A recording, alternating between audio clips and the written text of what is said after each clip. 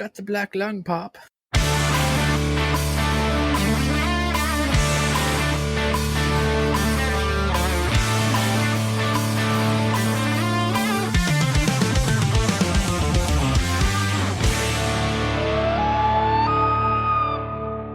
Welcome, everyone, to another awesome episode of the Average Ontario Anglers Fishing Podcast. I'm your host today. My name is Andrew, and as a co-host, we have Jesse.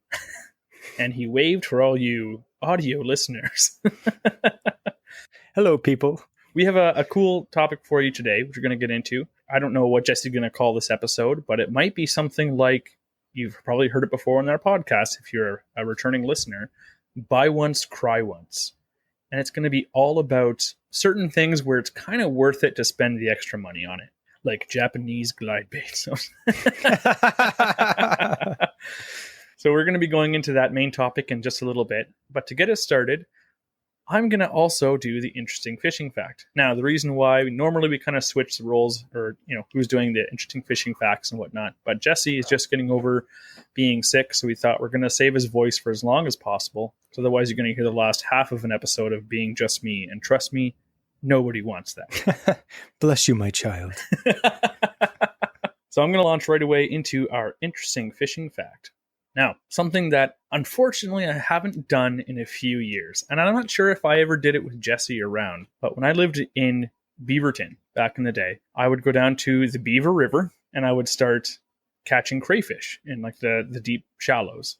And the reason why I was doing it, at first I started catching them in Lake Simcoe and in the creeks just for fun. And then I started doing it because I saw Reno Viola do it on a Fish in Canada show, and I'm like, I should use crayfish as live bait. And then they all just crawled underneath a rock and I lost them. And then I started doing it because I wanted to eat them. Now, for any of you who are thinking, why would you eat those bugs of the sea? Like, guess what? Lobsters are bugs of the sea. They're delicious. So what's the difference between a crayfish and a lobster? Not much. In fact, if you've ever been down to the States or around the world, crayfish or crawfish, they're exactly the same thing, just a slightly different name, just like pickerel and walleye are the same thing. It's walleye. It's walleye, sorry. So crayfish and crawfish are the same thing. So you might think of crawfish gumbo or a crawfish boil pot or something like that down in the States. Very popular, very delicious. And I was able to have some down there. And I also had some more recently when I catch my own and I just wash them up. And I was kind of thinking, how many different ways are there to catch crayfish? How popular is it of a menu item kind of thing? And then I started thinking, I wonder if I could get enough recipes to kind of do a Bubba Gump shrimp thing of talking about all the different ways to have shrimp, but with crayfish. Now, I'm going to say these sound a lot better than just like steamed crayfish, boiled crayfish, crayfish on rice. Like, that's good. But here are some really interesting recipes that I would love to have. First one is a classic. I've had versions of it, is a Cajun crawfish boil, popular in the USA. It's a southern classic where crayfish are boiled with corn, potatoes, and a mix of Cajun spices. In China, they have the Chinese mala crawfish, which is a spicy Szechuan-style stir-fried crayfish with chili peppers, garlic, and Szechuan peppercorns. Then there's crayfish étouffée from Louisiana, a creamy, elegant crayfish bisque that's often served as a starter in the French cuisine. That just sounds awesome. Australian crayfish with garlic butter. It's whole crayfish that are grilled and basted with garlic butter. Mexican crayfish tacos. Crispy tacos with crayfish, obviously. A Canadian dish that I had never heard of before, but is just like any other Canadian dish where they're like, this is good, let's just put it on top of poutine. Crayfish poutine. That got Jesse's attention. In Thailand, you have the Thai crayfish curry, red or green curry with crayfish, coconut milk, and aromatic Thai spices. Like, all these sound awesome. How about you? Would you eat these, Jesse? Yeah, I guess it's just like everyone thinks that crayfish are like in this area anyway. It's just something that you generally wouldn't eat. Like you see them scuttling along the bottom of the river, or you picture them as some bait that you'd use to catch fish. But in this part of the world anyway, in Ontario, it's not something you commonly see people eat. But again, like you said, I was actually just watching that show on Disney Plus, Uncharted with Gordon Ramsay. If you've never seen that show, Absolutely watch it. It's amazing. And he goes different parts of the world and tries different things. I actually just watched the episode, funny enough, where he went to Louisiana. He's cooking all different kinds of stuff. And one of the things he had was crayfish. And just watching them dump it into the pot and they change bright red and all the corn and potatoes and all the spices they added in it actually looked amazing. So I definitely would try it. I'm one of those guys, though. I'll try anything once to a certain extent. When it comes to food, I'll try anything once. And sometimes things look gross, but they taste amazing. So yeah, I definitely try it. Sounds good. Half of those sounded really good. Yeah. They all sounded good, but some of those, like the Thai one, that sounded good. And one of the things that I used to do, because I wanted to cook it, I was trying to make myself mini lobster dishes with them when I was making them myself. And so the easiest way I found to cook crayfish was, first is a little bit of prep with them. See, I catch them in the creek. Normally I found the best way to do it was I'd put on some leather gloves, flip over a rock, you see crayfish there. I'd kind of like tantalize it with one hand in front and have my other hand just come up behind them and grab them. And if you're wearing leather gloves, you can just grab it wherever. I'd put it in a little bait bucket on my side and then just catch, 20, 30, 40 of these things. As long as their tails were the size of my pinky, it was big enough for me to cook and eat. You sound like a kidnapper. You're just like the crawdad kidnapper. Andrew's like, I put on my leather gloves and I tantalize them from the front, and then I come up from behind and grab them. That's terrible. Then I throw them in my sack. Then I eat them. The legend of the little crayfish. They keep telling stories about Andrew to this day. Doom, doom, Criminal Minds. That's the wrong show. I don't care. So once you have enough of your crayfish, getting back on topic here, away from, child kidnapping, my goodness, we're talking about eating here, deliciousness. So I get all my crayfish and you put them in a bucket of salt water. So you take a 5-gallon pail, put in like half a cup of salt, and you stir them around, let them sit in that salt water, and it purges them out. So they'll start expelling anything that's in them and also washes them off of any debris. Then you put a bunch of Cajun seasoning, or even just salt if you want it really just straight crayfish flavor, in a pot of boiling water. You bring it to boil. You put your cleaned crayfish now into that pot live. You cover it. You let it boil for, leave it off. You boil it for 5 minutes with the crayfish in there. Once it's boiled for 5 minutes, you take it off heat, put a lid on, and you let it sit for 15 to 20 minutes.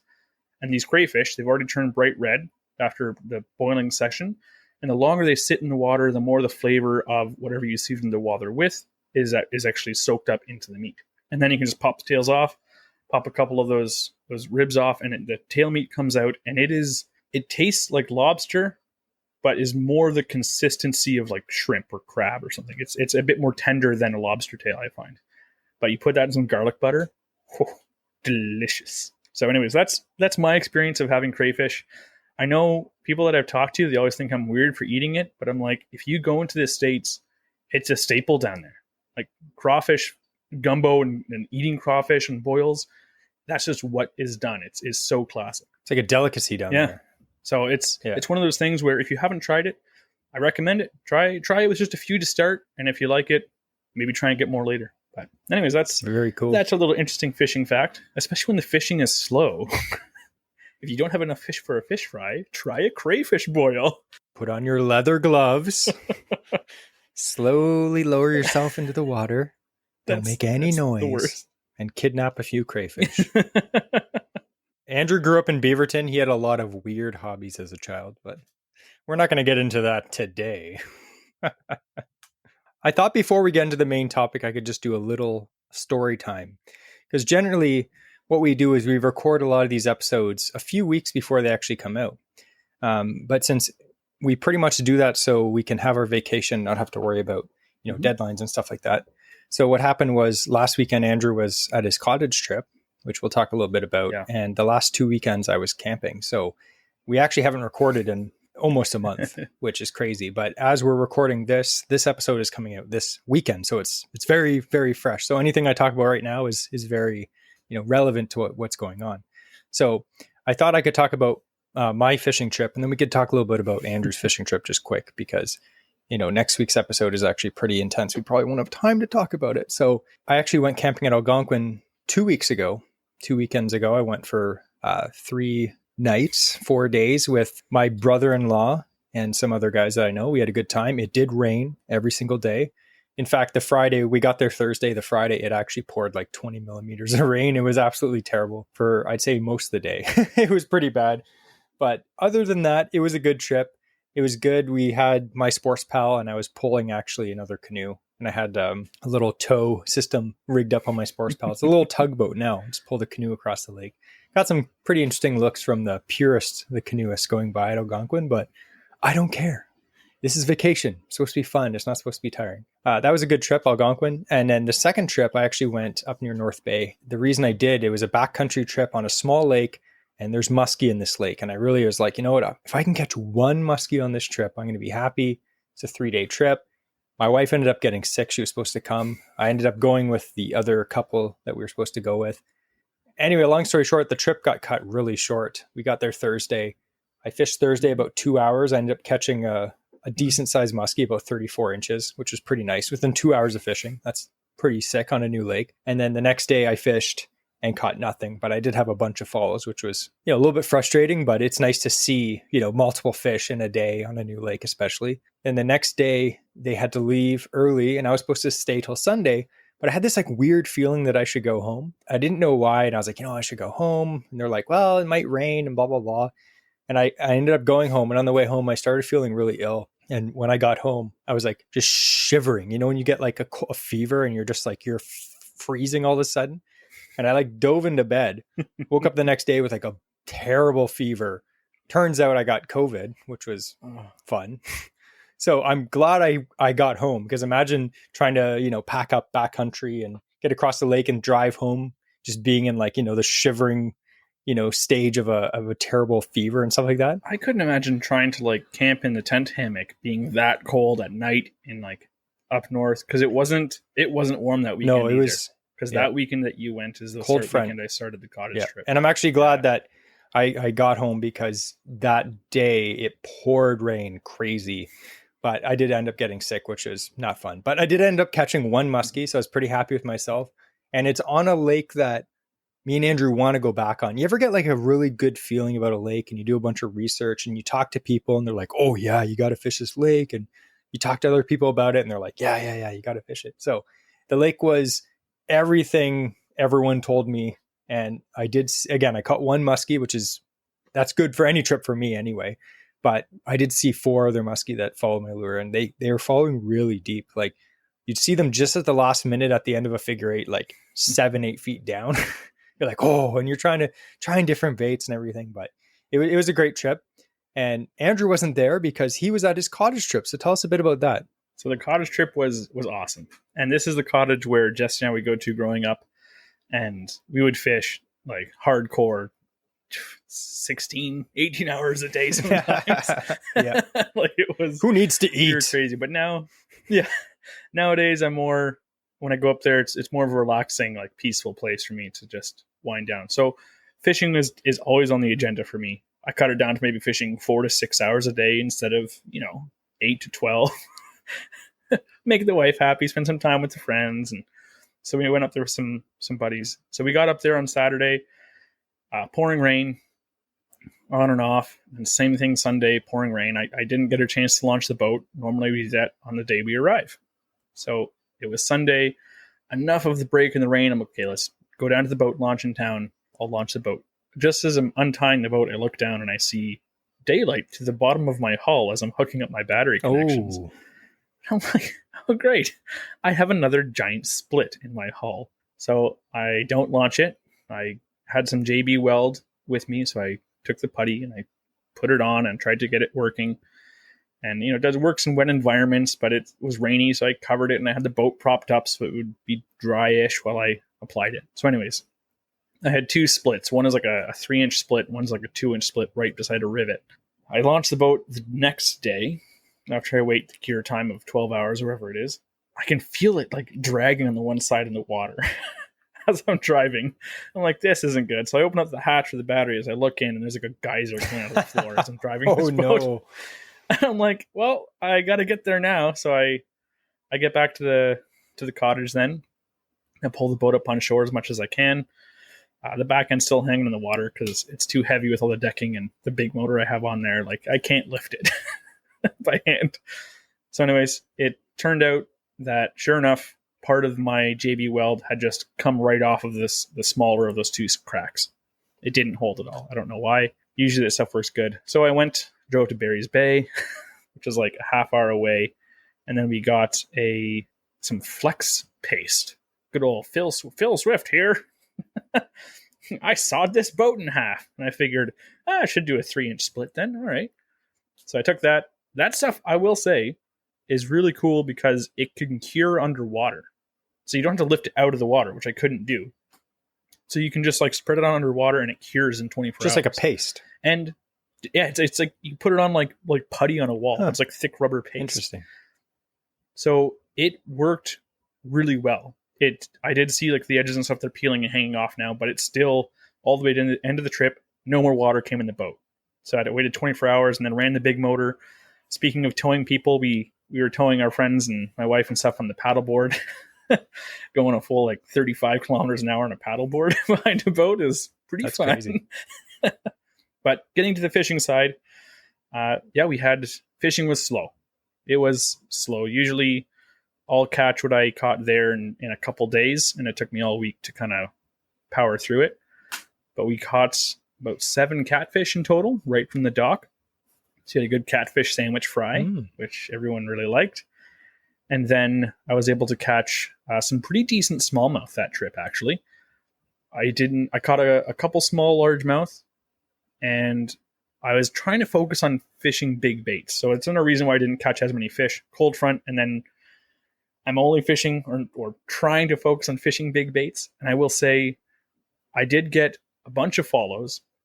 I got one pike, it was like 23 inches, and it just nailed my Hashimoto Concepts, like 3-jointed glide bait. The thing looks amazing in the water, I will say. Looks awesome. So I was really happy I got one on that. And then the biggest smallie of the trip came on an old meadow mouse. Oh, nice. Which Jesse always told me for years about like the meadow mouse and stuff like that. But it's a classic bait from like the 70s. I think it's the Hedden made it, didn't it? But it's like a flocked lure. I actually have one right here. Yeah. That's my dad's old meadow mouse. Yeah. So it's like a shallow diving crankbait kind of thing. And it floats too. So when you stop reeling, it has this like shimmy as it comes up backwards. And it's fishing this big rock slide that had come into the river. And I just nailed a 3-pound, 5-ounce smallie. And it's, again, not absolutely massive, but for this river, it's a very good size. And it was one of the fattest, like roundest smallmouth. Like it wasn't as long as I was expecting for a 3.5 pounder almost, but that thing was dense. It was a football, yeah. So, but yeah, it was overall great trip. We had some good fish fries still, and it was extremely relaxing. So I will say that it's nice not to be in a tent when it's raining. You have the whole cottage or watching movies. Yeah. You know, I'll tell you, fun things. Of my last 2 camping trips, it rained both trips, and being in a hammock, a camp hammock, you may think it's sketchy, but even in pouring rain, like Noah's Ark style pouring rain, I'm in this little hammock, completely dry, above the water, no rain splashing on me. It was perfectly fine. And, you know, it's not pleasant going camping in a downpour because everything's wet and it's miserable and you can't dry anything out, but it is doable. And one of the things we're going to talk about today is one of the things that made my life the last 2 weeks so much better. Absolutely. So much better. I know exactly what you're talking about. And this is getting us great segue, Jesse. Thank you. Right into our main topic. So one thing that I am looking to update on mine list of items is a raincoat or a full rain outfit. I like having like full pants and jacket. Necessary, especially on a camping trip when your whole purpose is not to get wet in the first place because you can't dry them out if it's still raining. So I have a set of wet skins. They've been doing me really well. For the price point, I have to say I'm like a really good, relatively budget option for a good set of like a rain suit. And it's comfortable. I've had it now for 4 years. It's showing some wear and tear, but I think I paid $80 for the jacket and pants. Yeah. I will say though, because this episode is about buy once, cry once, when I updated to an expensive raincoat, like a raincoat and a bib, it's night and day. It's night and day Mm-hmm. compared to like buying $100 set. So what I did is I ended up getting a few years ago the Sims Challenger bibs. Not cheap. Just the bibs were $300. And then last year my wife picked up the matching top for me. The cool thing is they go on sale all the time, because with Sims it's kind of like stupid fashion, right? So like they come out with patterns and colors, and then they're only available for like 1 year, and then the next year all those go on sale for like half price. They get rid of them, they bring in the next set of colors, right? So I ended up getting the top for $150. If you bought the whole set brand new, yes, $600. Is that worth it? I wouldn't have paid that myself. I was glad to get the rain top on sale. But I'll tell you, for me personally, worth every penny. The bibs alone I wear generally, except if it's super hot, I will wear them from March all the way into the fall, even if I'm just in my canoe, even if it's not going to rain, because any water splashing on me, I'm not going to get wet. Now in the summer, I don't care about that because I instantly dry out. But the cool thing is everyone always asks me, oh, why you wear those? You must be hot in those. Like, how many times have you heard people ask me like, oh, you must be hot in those? They're nice. They're breathable. They're very comfortable even in the summer. Like, they're not like a cheap plastic rain bib. Like, these are nice, breathable Gore-Tex or something. They breathe like crazy. I'm 100% comfortable even in direct sunlight in the summer in those things. Again, not going to wear them in the summer if I don't have to. And the same with the top, right?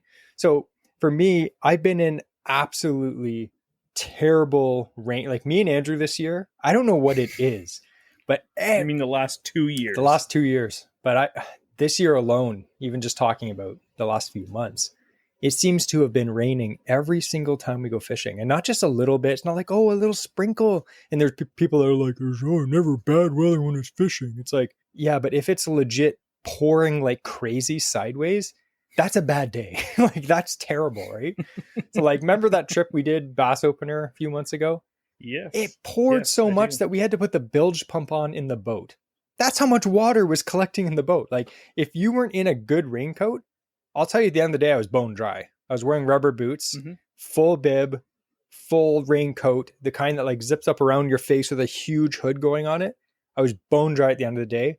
And I could have fished longer, even if it had been raining. I was perfectly comfortable. I was comfortable. Again, in the wet skins, I was comfortable majority of the day. By the end of the day, I was starting to get a bit of moisture coming in. And it wasn't as breathable. So when those warm spells would come in, if sun comes out right after rain, it's all that humid stuff, it would get a bit trapped. It wasn't as breathable as, again, it's not a rubber suit by any means, but it's not as breathable as the higher end stuff. And Jesse makes sure to rub that in when he's like, bone dry. Like, on the ride home, I have a couple wet sleeves and he's just like, perfect. Yeah. So again, it is more expensive. I'm not saying you have to buy Sims. Sims is it's a brand that I started buying back in the day when I used to work at sale, because I used to get ridiculous discounts. And I know it's expensive stuff, but in my experience, all their stuff for me, it lasts a long time. It's super high quality. And the fact that it lasts a long time, even though it's expensive, doesn't mean that it's a bad value. That's actually a really good value. Yeah. Say you go through a cheap $100 rain suit every 3 years, or you buy one that's $300 that lasts you 10 years. You know, like, you have to add up how long it actually lasts and then how good the quality is when you're actually wearing it. I'd rather wear something that maybe costs more if I can afford it. Maybe I splurge once in a while, but when I wear it, I'm like, I love this. Like, I put it on, I'm like, it looks good. Not that it matters. No one cares what you look like on the water, but you feel good. You feel confident. You have all the features that you want, and it just works really good. It's comfortable. And for me, a raincoat is one of those buy once, cry once things. It's not like you're only going to buy it once in your lifetime, but you buy a nice quality raincoat, you're going to have it for a long time, not just a few years, many years. So I've actually had my eyes on, again, cost wise, it's going to be something I'm saving up for a while. But Under Armour has some really nice rain suits they brought out too. And it has like full bibs and stuff like that. And it's really breathable. So again, higher price point, but it's going to be something I'm going to use and will keep me comfortable on the water for years, because I don't foresee our unfortunate poor luck of always it raining when we go fishing stopping anytime soon. Yeah. And one thing I will say is, again, you don't need to buy Sims. You don't need to buy any of these high-end brands. Look for sales. Wait till the end of the season. Look for sales at, growers at Gagnon Sports. I got my Sims for half price. Look around for sales. Get some good stuff. Other brands like Frog Togs. like I almost bought those until I found the deal in The Sims. Like there's so many good brands that you can buy. And then my advice would be take care of them. Don't just have a raincoat Yes. and crumple it up and throw it in your trunk or whatever. What I started doing is I fold them up, I roll them up, and then I have a dry bag, like one of those camping dry bags.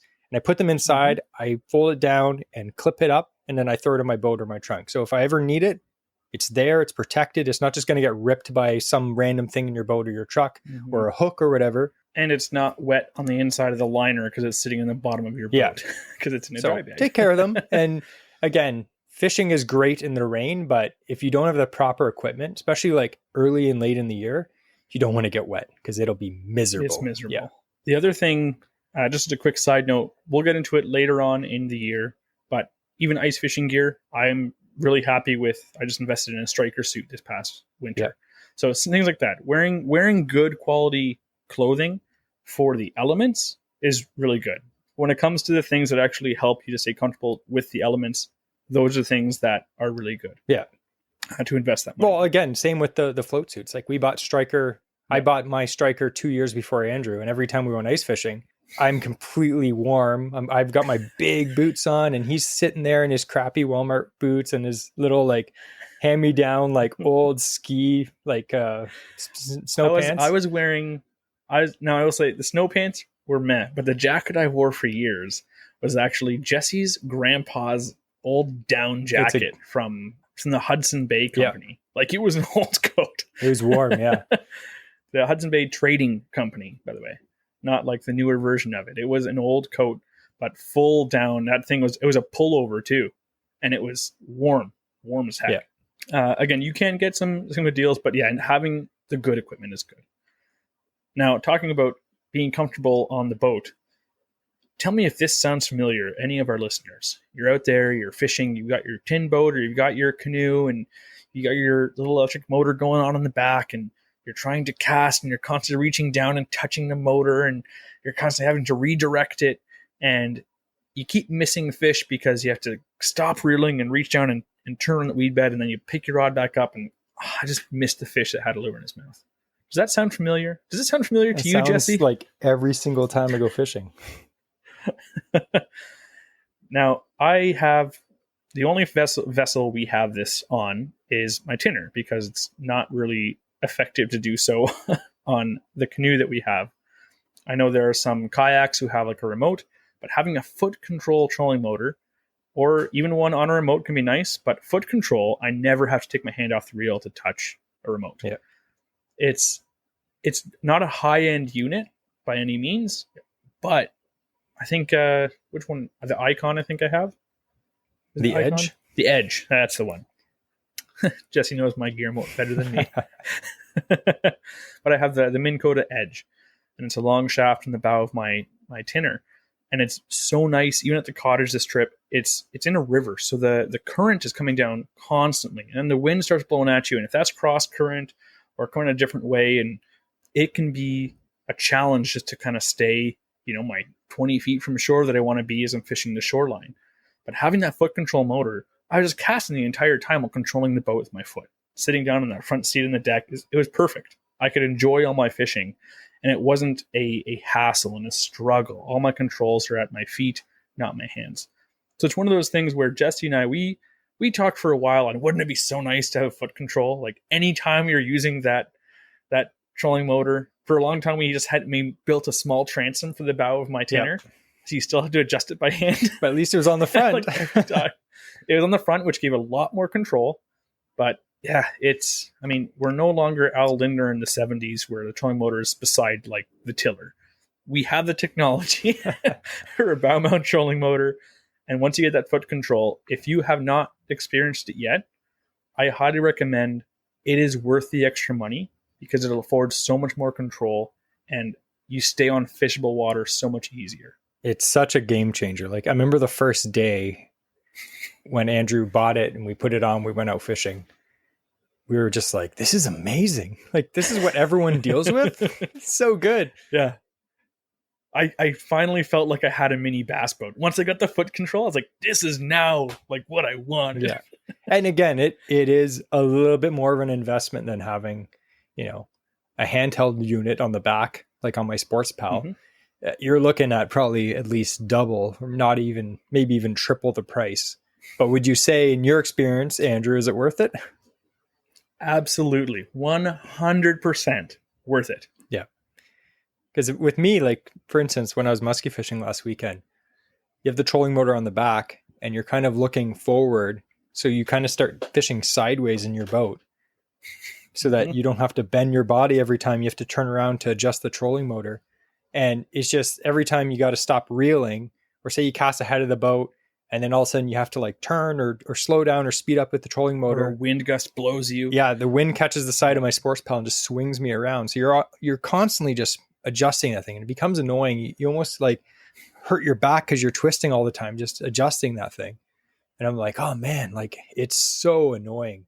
And I mean, it's better than nothing. I did a trip last year where it was kind of a backcountry trip, and I just brought my outboard and I didn't bring the trolling motor, and I kicked myself the whole trip because you'd motor up to a spot, turn off the gas motor, and instantly drift away.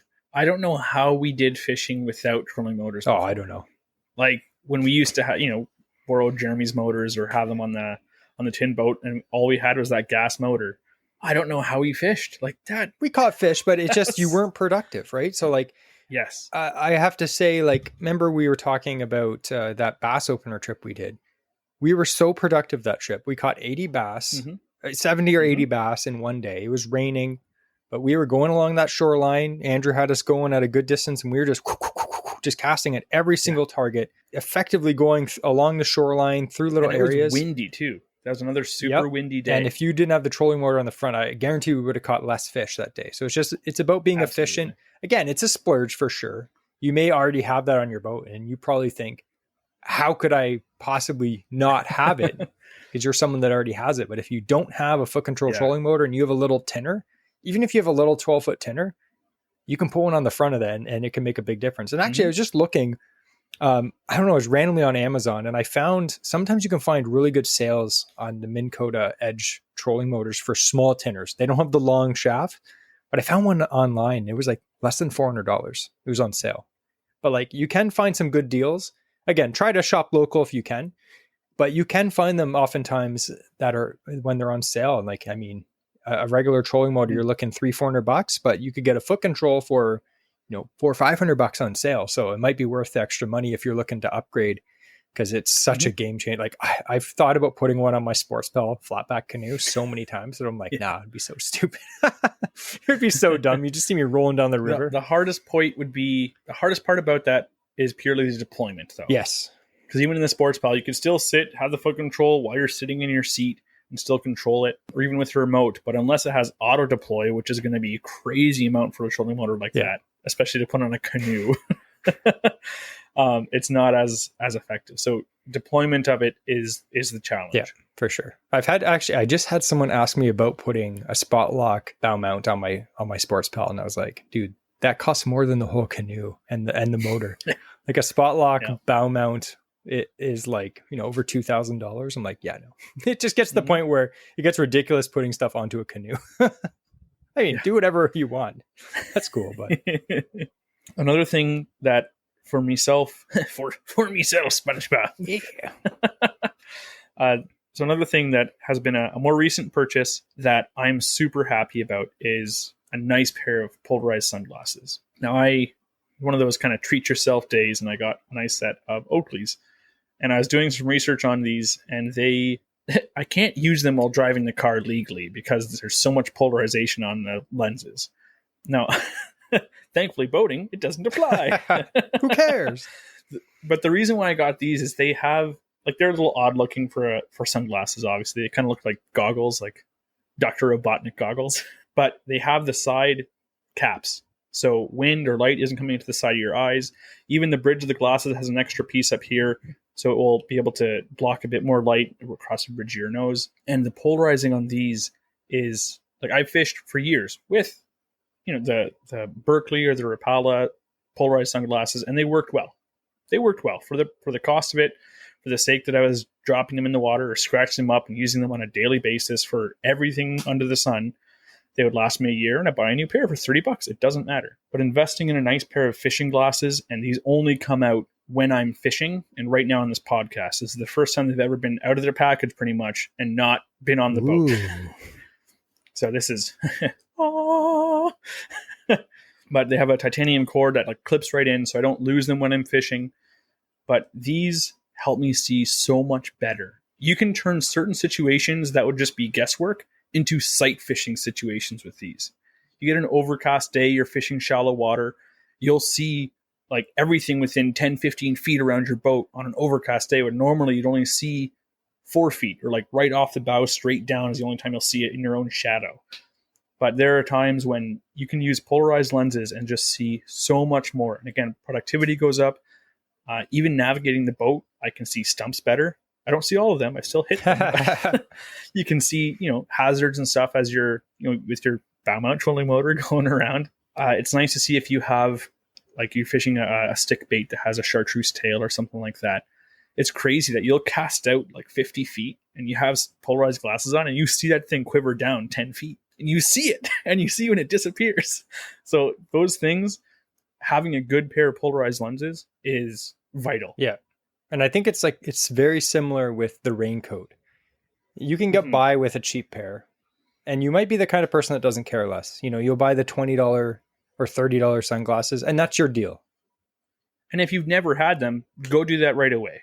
For that price point, it's going to be way better than what you've experienced so far. Exactly. But once you try some better stuff, you will realize very quickly why it's more expensive, because it is very nice. It is hard to go back from buying really nice sunglasses and just seeing the difference from buying like a $30 pair.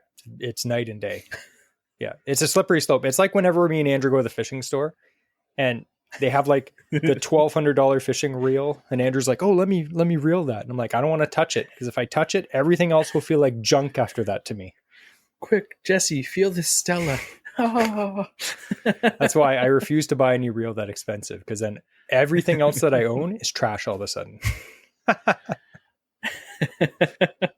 Another thing that has something for years, Jesse and I, we fished like the classic Mustang or, boy, oh boy, life jackets, the foam filled ones, bright blue and orange or blue and red.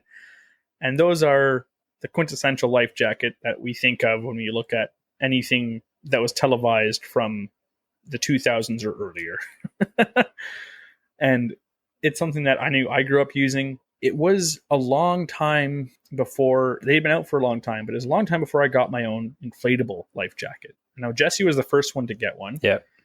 And thankfully, they come down a lot in price. So it's not going to be one of those things where you're breaking the bank like you would have been paying $300 years ago for these things. Nowadays, you can pick them up for as low as $100, especially if you get them on sale. $100, $80 sometimes you can find them. And they run off CO2.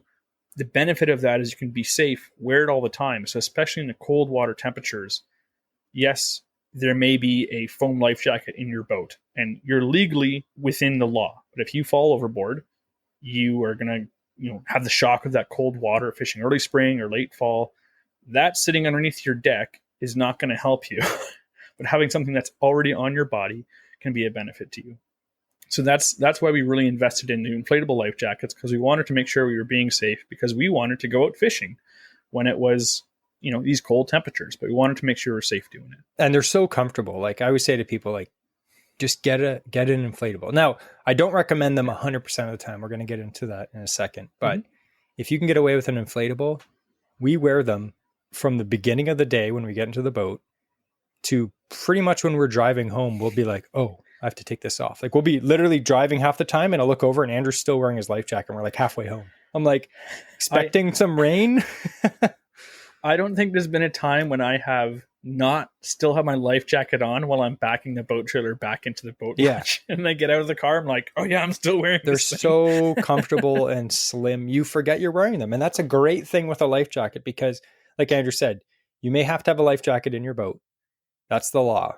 But you really should generally, especially if you're in a small craft or you're fishing by yourself, you should be wearing it 100% of the time, because you never know what's going to happen. So many random things could happen. So you're better off having one on all the time and not knowing you're wearing it than having to scramble through your boat in an emergency trying to find your foam filled one. Now, like I said, I don't recommend them 100% of the time. If you are fishing by yourself in a small craft in big water or any water really, it's better to have something that is foam, in my opinion, or something that is, you know, you can get the manual inflating life jackets, or you can get the ones that automatically inflate. Get the automatic ones at the very least, or have a foam one. A lot of the kayakers you see, they have full foam life jackets. They don't wear the inflatables because they're more likely to go in the water. Now, if you go in the water and you have to inflate it, that's expensive. It's like $30 to recharge them. So you may be better off with a foam one. But for me personally, I just love the comfort and slimness of them. And I do bring a recharge kit with me now, because you can buy them at the store. Obviously, it's good to have one on, because once that thing inflates, you're not going to wear it. It's just like, it's so big around your head to obviously help your head float. So you do have to have a recharge kit. And I think, Andrew, which one did you get? You got the one at Costco? I got the one at Costco. I don't remember the name of it. It's like black and orange. Yep. I know when I went fishing with Corey Reed, he had the exact same one. Oh yeah, a lot of people get that one. It's $100. But it's, yeah, I think it was $80 at Costco. Yeah. It's basically the exact same material as Jesse's. I will say, I think you have the Mustang brand, right? Yeah. I splurged for the actual brand one. Yeah, it does sit, like mine is almost like two small tubes that come down in the front. Jesse's like folds up really flat. So it's like almost like a fishing vest. Yeah. Like it's very, very shallow and more comfortable. You do get what you pay for. A bit more money, you get more comfort with more money. And like brands like Mustang, they do go on sale all the time. I didn't buy mine full price. I did get mine on sale. I think it was like $160. So it's not that much more. And I'd say not that looks matter, but mine looks twice as good as Andrew's and only costs $80. So it's double the price. Okay. I think mine's like Havasu or something like that. I don't know. It's not a recognizable brand of safety. It is though, because it's certified. I don't think they can sell in Canada. It's just they are. So I didn't make sure. It does say on the underside, this may or may not inflate. So I guess the worst of the wise is look up some reviews on the brand you're going to get, but you don't have to buy the highest end brand like Mustang or anything like that. I like Mustang. It looks good. They've got a good reputation. The recharge kits are everywhere, but you can get good deals at Canadian Tire, at Costco, Walmart, Bass Pro Shops. You can buy them everywhere.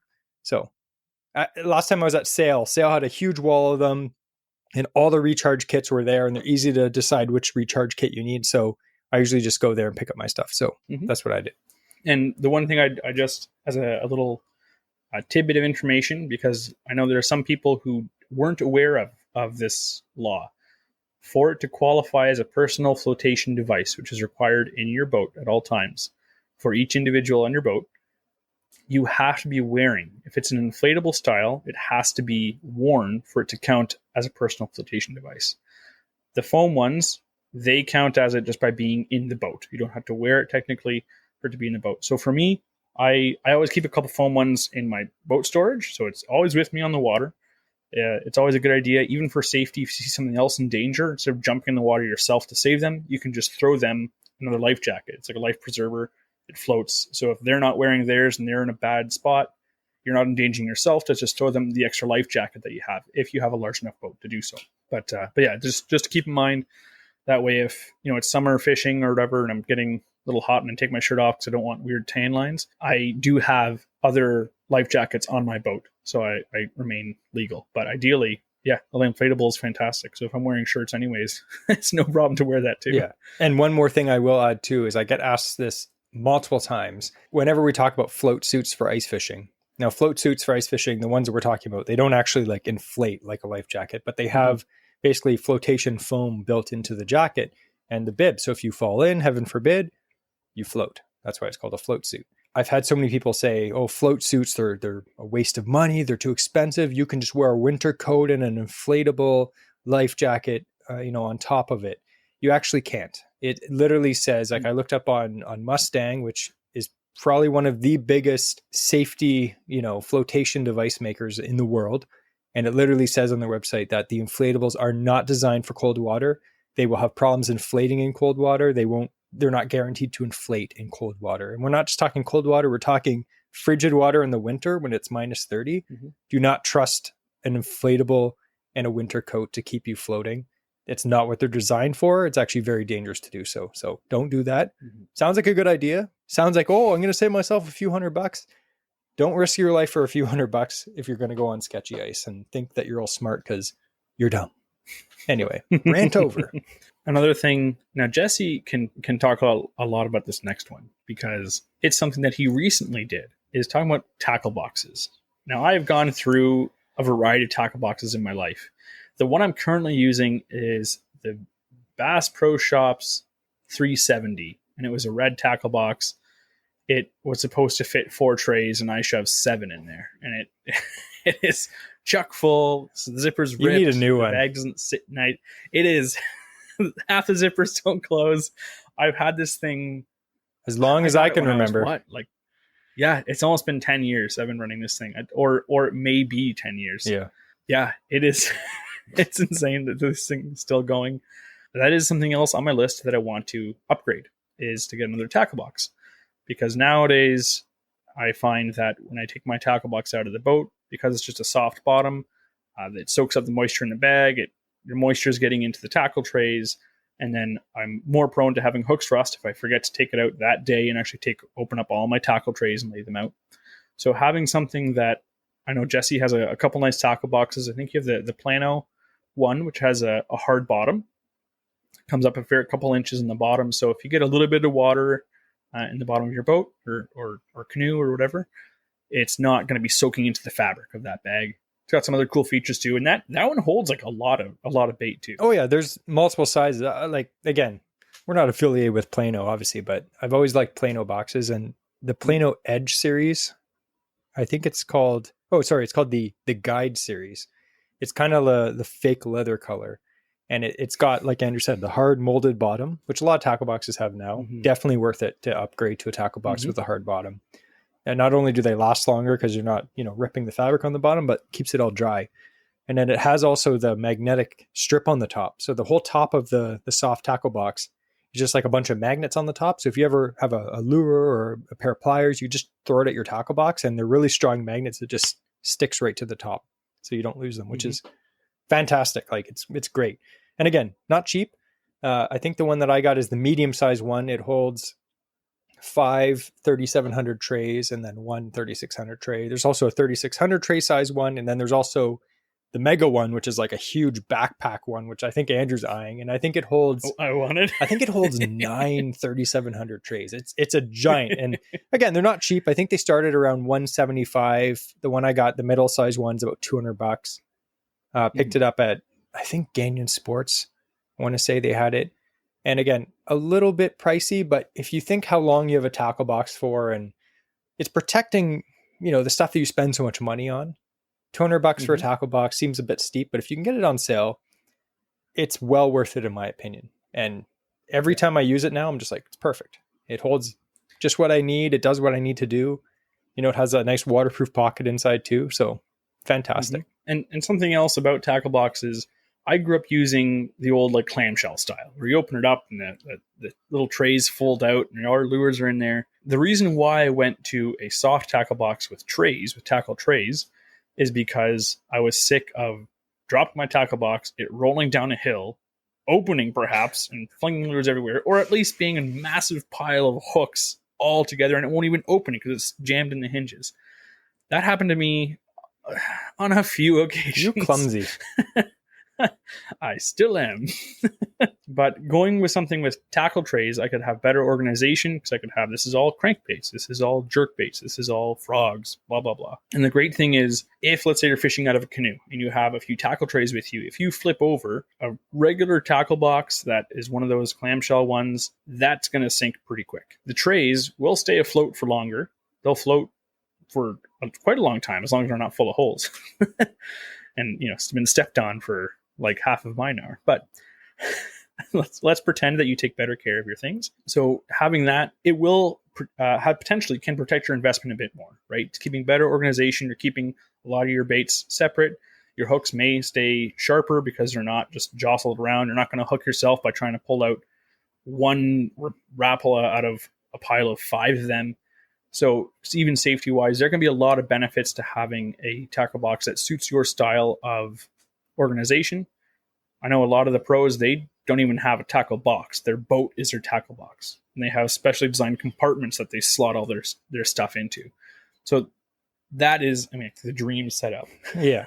But for us, we're often fishing sometimes in my boat, sometimes in Jesse's boat, sometimes in my canoe, sometimes from shore. So I need something that's a bit more versatile to be able to transport. So tackle boxes are important, but if you get one that actually suits your needs, it can be way more enjoyable to fishing, because you're not going to have those little struggles of trying to get your baits out properly and keep them organized and keep your fingers safe from being stabbed. Yeah.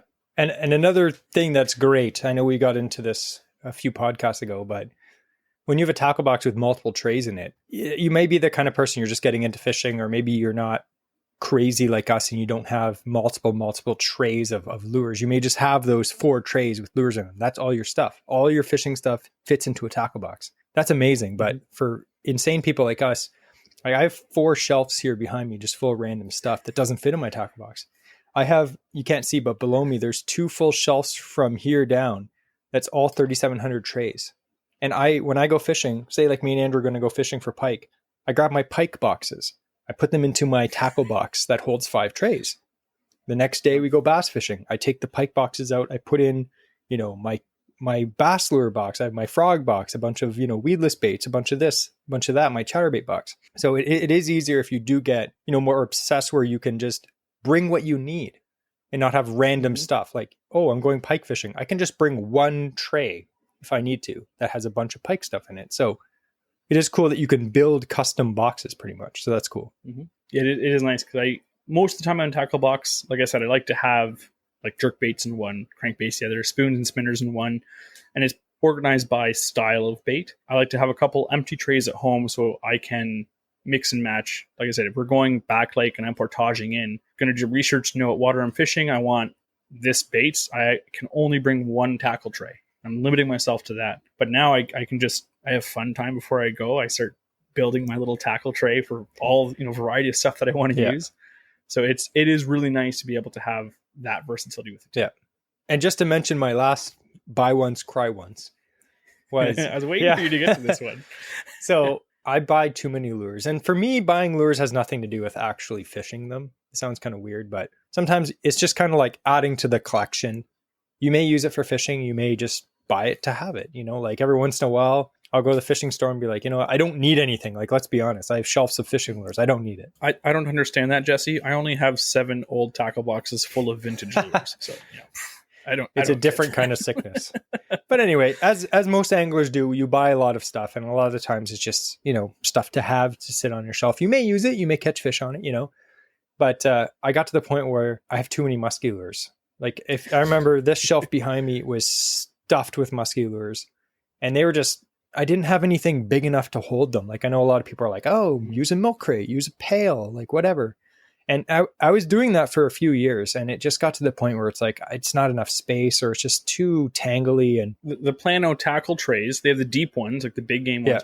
They're great, but they only hold like 6 musky baits. But I mean, if you're putting like a 10-ounce rubber bait in it, that's like 1 tray. So you get to the point where you have to decide if you're actually going to invest in somewhere to store your musky lures. And what I ended up doing is, after probably wanting one for probably 3 years, and just, they're way too expensive, is I got one of those Lakewood musky boxes, and oh my goodness, that hurt to buy so bad. They're so overpriced. They're made in USA. I got the medium box, and it was $400. I think I got it on sale. It was on sale at Gagnon's when I bought it. So I think it was like... Let's just have a long pause after that and slow it down. $400. It hurts so bad. But all my musky lures, not all of them, but all the ones that I want to take when I go fishing, fit in it. And you open the box, and it holds like 50, 60 lures. And you may think, oh, you're never going to use that many lures. But oftentimes what happens is we'll go fishing and we'll fish a new lake. And we have no idea what the lake is going to be like. Is it going to be deep? Is it going to be shallow? Like what colors to have? I don't know what color the water is, all this stuff. So you kind of have to bring a bit of everything. At least I do myself, or else I'll go insane. And you always have the lure that you need that trip, but you didn't bring because you didn't have space for it. So I finally bought the stupid expensive box, and I'm happy now. But I'm crying still, really still crying about that. But he only bought it once, and he's only crying once. I'll have you know, I stubbed my toe and I only cried for 15 minutes. I'll tell you though, I did use it last weekend when I went up to this lake that I'd never been before, and I used probably 7 lures, and I probably had about 70 lures in that box. But every time I opened that box, I was just like a little teardrop came to my eye, and I was like, But let's bring this out. Those 7 lures that you used before you went on that trip, would you have been able to identify those exact 7 lures? Exactly. Just then. Exactly. Before you saw the water. It's really bad when you get insane advice from an insane person, because then you feel less insane. But unfortunately, it's like the blind leading the blind. That's the reason why we go in the canoe and I bring my Bass Pro 370 tackle box, the 7 trays. And it's like, Andrew, we're going for largemouth and slop. I'm like, yeah, but what if there's an opening? I could flip a crankbait 10 I remember feet. this one trip, just a little story time. We went and it was bass opener weekend, and we were fishing this little back lake, and we were doing okay. We were catching a few here and there.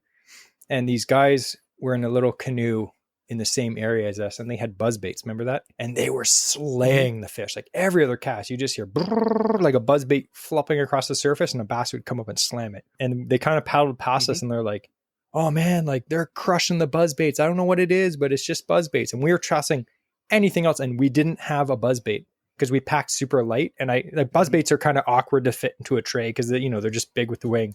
Yeah. And I was just kicking myself. I was like, dude, I had a buzzbait in my hand and I didn't pack it. And they outfished us like 10-1.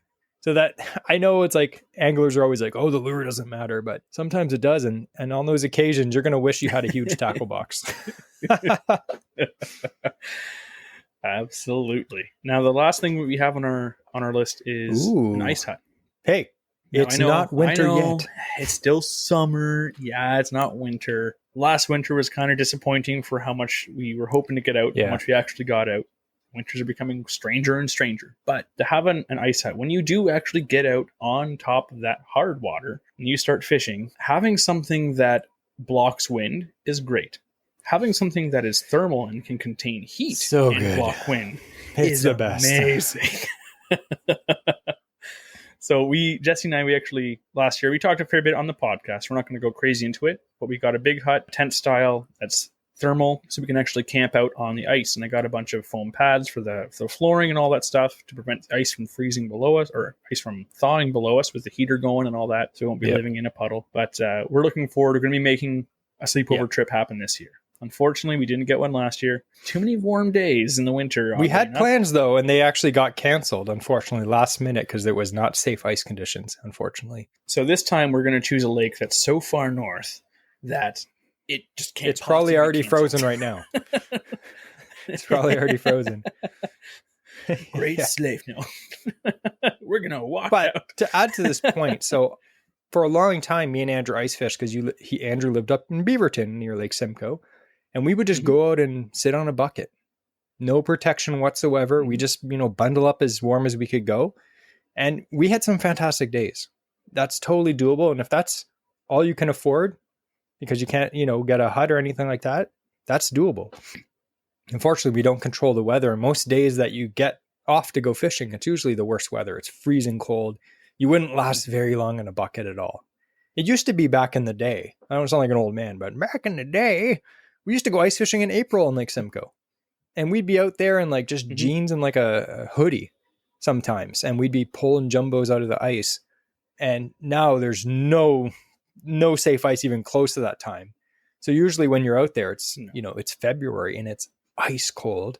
And what ended up happening is I ended up getting this little hut, one of those little flip over plastic bottom huts with a little non-thermal, little tent. And it was cold. Like it would block the wind. Yes. But it would be cold. We'd have the heater on full blast. Our feet were still frozen at the end of the day. Yeah, it was so cold that I remember the thing that would get us off the ice every single time was my feet are frozen. And that you have an hour walk back minimum to get back to the car because we don't have machines to get us out there. So having something that allows us to stay comfortable all day, in our case now overnight, multiple days to stay warm on the ice, is a huge game changer. Because before we would we drive up there, we walk out, we've missed the morning bite despite our best efforts, and then we're fishing all day. Middle of the day, our feet are freezing, the sun still hasn't gone down, and we have to leave because we are too uncomfortable. Now we can actually get there in the evening, set up, fish the night, fish the morning because we're already set up, stay comfortable all day. We can then fish the next evening. Like we can actually go ice fishing on the opportune times, which we're excited And again, about. we're not talking about a giant hut. It was a bit of an upgrade from what we were going to spend, but we ended up getting an old model on sale. And I think we didn't spend more than, it was only $500, $600. Yeah, I think it was it was 500. So I mean, like tax. that's not terrible, and that's not like a flip over or anything fancy. That's just like a big thermal tent. And again, it's big to fit in the car, but once you set that thing up, it is spacious inside. You have the heater running. Another thing, buy once, cry once, is get a little buddy heater with a propane attachment, so you can run a big tank off of that. Oh, it's comfortable. You sit out there in your chair. It's beautiful. There's nothing nicer than when you're on the ice and you're like, so it's terrible when you're on the ice and you have your heater and everything, but you only have like 1 or 2 pound cans, and you're like, oh, I got to keep it low because I want to stay out longer. And so you just, it's enough to keep me on the ice, but not comfortable. And you have it, really as little as possible use. Versus when you drag a 20-pound tank out there in your sled and you hooked it up, I'm like, let's leave this baby on high all day. It is a calm feeling when you don't have to worry about how much propane you're using. And you can just let it blast, full blast. We end up turning it down because it gets so warm in there, but it is nice for sure. But that's kind of the main things we wanted to talk about. And there's so many other things that you can think of that, buy once, cry once. It's good sometimes to invest the extra money, even if you're looking at your watercraft, things like that. If you're just getting a canoe, get the best one you can get. Getting a boat, I need a new one because mine keeps getting giant splits in it. Yeah. Get the best one you can get. I did at the time. I need to do better next time. But even with baits, if you're getting the bargain barrel ones, some can work really, really well. Sometimes it's worth it to get something that will cast a bit further, cast, maybe more accurately, maybe elicit a few more strikes. So see what you can spend your money on to get. And again, if put some thought into your purchases, you might be impressed with the benefits you'll get by having something that you spent a bit more money on, like that rain suit. You're going to stay comfortable. You're going to fish way more days because you'll be comfortable even in the rain, or you're going to be warm on that ice later on. So just something to keep in mind. That's our unsolicited advice, but hey, you're listening to our podcast, so deal with that. And speaking of our podcast and people's thoughts on it, we have a couple different reviews, and we're going to have Jesse read a couple of those for us if he feels up to it. If not, I'll take over for him. We'll see if his voice holds out. He hum hum ho. Got the black lung pop. So anyway, we look at a lot of our reviews. There's this podcast statistics service that we use, and it tracks all the reviews and all the ratings and stuff.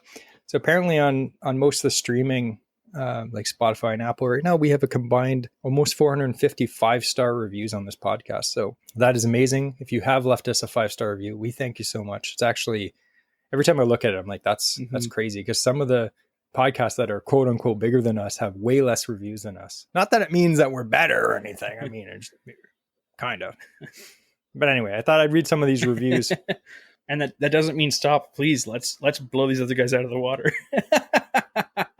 No, exactly. So here's a review on Apple Podcasts. And some of these people, they just have random like account names. So I'm not going to read it because it's not even a name. But here's one from the United States. I see what you mean.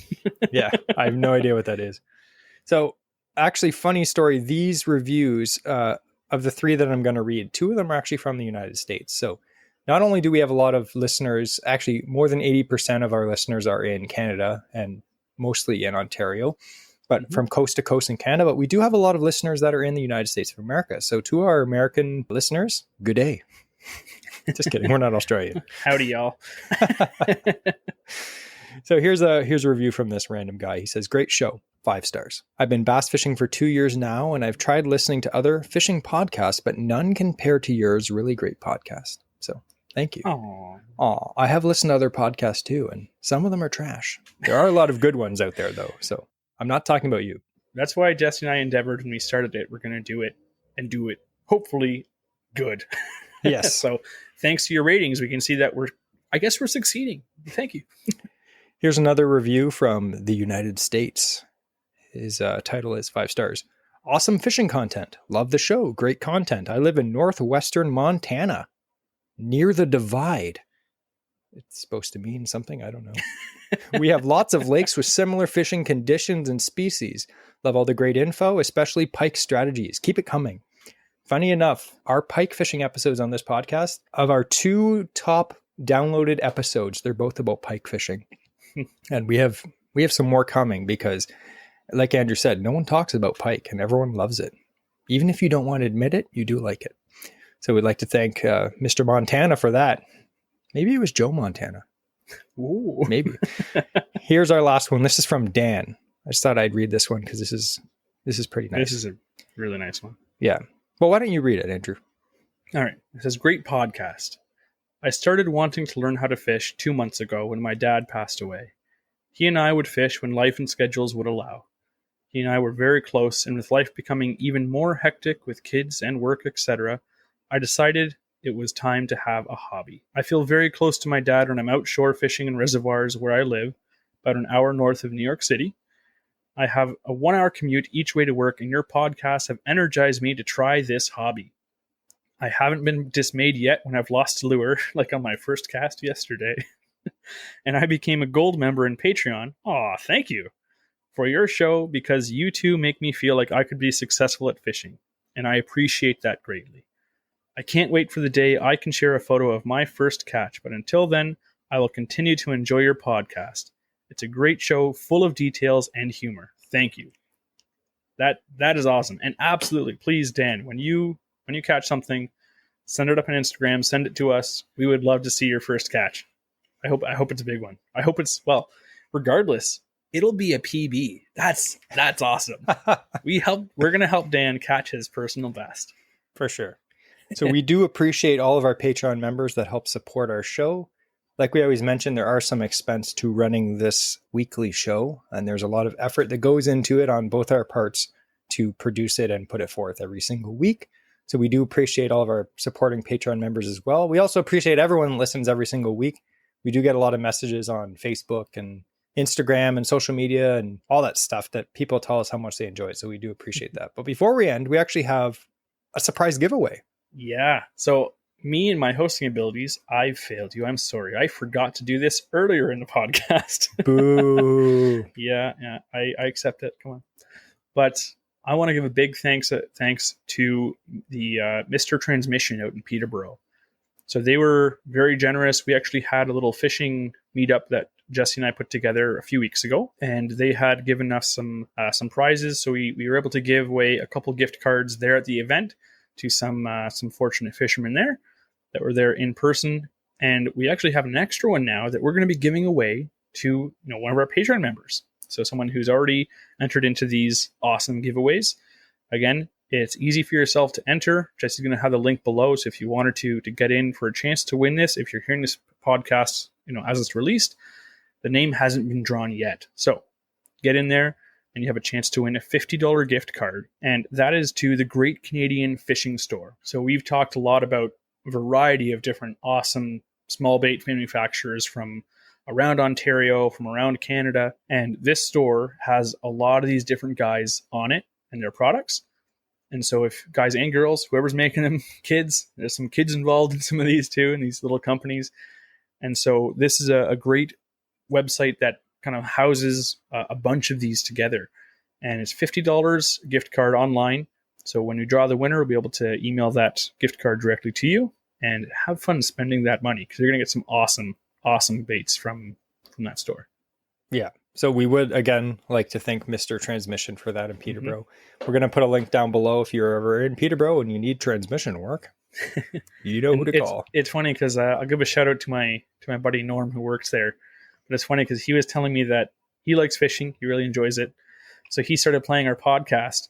But his boss there, Mr. Transmission, isn't much of a fisherman himself, apparently, but loves listening to the podcast. So big thanks. We really appreciate your support for both the event and for the giveaway for this podcast episode. So thank you guys very much for that. Yeah. And just to add one thing from our event, we had a little meetup in, it's got to be 3 weeks ago. We would like to thank, and people know who they are, but people who made donations that went to the Fishing Frenzy Foundation. All the money that you put forth for the donations, we actually sent off to Mike at Fishing Frenzy. which is an organization that helps kids and children learn how to fish. So your donations have been passed along. We do thank everyone for that. And hopefully next year, we're going to have another event. I think we're going to do like a spring pike fishing event. That'd be fun. Yeah. Let us know if you can message us on Patreon or social media, if you'd be down for like an early June or late May pike fishing tournament. I think that'd be pretty fun. I think pike would be pretty fun because no one really does pike tournaments anymore. So I think that'd be cool. That's all I have. But yeah, thanks everyone for all their donations. It all got passed along, and you guys know who you are, you guys and girls. So we do appreciate it. So now, before we end the episode, we have, as tradition states, the quote of the week. And I'm hoping that Jesse has something more than just a cough in the microphone for the quote of the week. If Andrew and Jesse are going camping, make sure to buy a bilge pump. It doesn't rhyme, but it's true.